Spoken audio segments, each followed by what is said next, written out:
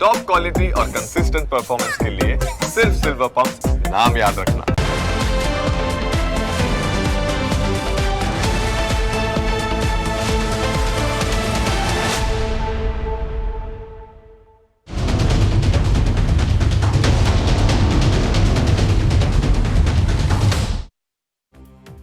અમદાવાદ એટલે world heritage સિટીની મધ્યમાં સંખ્યાબંધ હેરિટેજ સાઇટ્સ આવેલી છે, પરંતુ કમનસીબી એ છે કે અમદાવાદની આ હેરિટેજ સાઇટ્સની જાળવણી કરનારું કોઈ જ નથી અને તેના જ કારણે હવે આ ઐતિહાસિક ધરોહરો જમીનદોસ્ત થવાની શરૂઆત થઈ ચૂકી છે। અમદાવાદના ઐતિહાસિક 7 દરવાજામાંનો એક દરવાજા એટલે દિલ્હી દરવાજા। દિલ્હી દરવાજાનો સૌથી જૂનો દરવાજો અચાનક ધરાશાયી થઈ ગયો।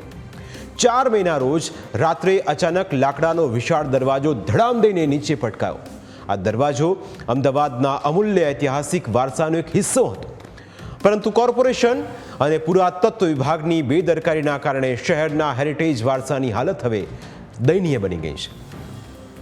એવું નથી કે આ દરવાજો પહેલી વખત ધરાશાયી થયો, પહેલા પણ વર્ષ 2008માં પણ આ દરવાજો ધરાશાયી થઈ ચૂક્યો છે, પરંતુ યોગ્ય કામગીરી કરવાના બદલે દરવાજાને ફરીથી થીગડા મારીને ઊભો કરી દેવાયો। ત્યારબાદ તેના તરફ કોઈ જ ધ્યાન આપવામાં ન આવ્યું। હજુ પણ થોડા ભૂતકાળમાં જઈએ તો વર્ષ 1990માં દિલ્હી દરવાજાનું રિનોવેશન કરવામાં આવ્યું હતું, ત્યારબાદથી અહીં અધિકારીઓ ફરક્યા જ નથી। અમદાવાદને વર્લ્ડ હેરિટેજ સિટીનું બિરુદ મળ્યા પછી પણ અધિકારીઓના પેટનું પાણી હલતું નથી અને તેના જ કારણે હવે હેરિટેજ સિટીનો ઐતિહાસિક વારસો જમીનદોસ્ત થઈ ગયો છે। હેરિટેજ સિટી અમદાવાદ શહેરનો હેરિટેજ વારસો છે તે ધીમે ધીમે નાશ પામી રહ્યો છે।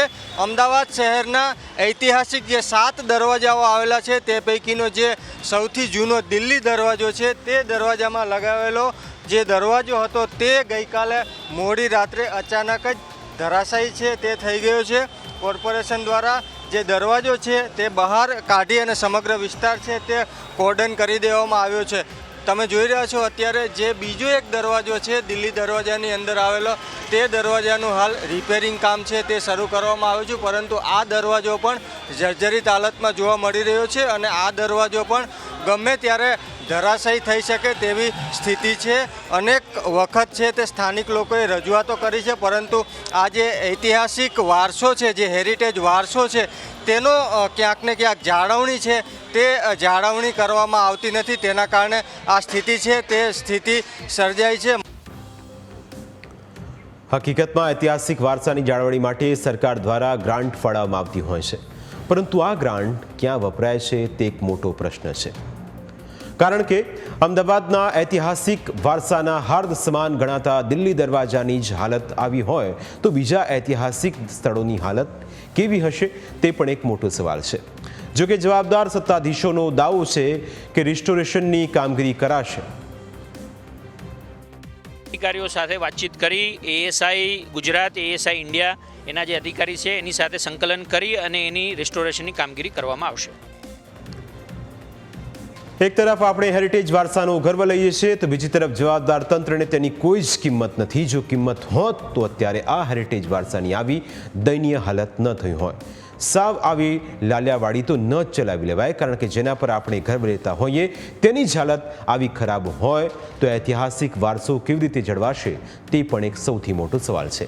પ્રાઇમ 9માં આજે બસ આટલું જ। ફરી મળીશું આપણે સ્પર્શતા મુદ્દા સાથે, ત્યાં સુધી રજા આપશો। નમસ્કાર।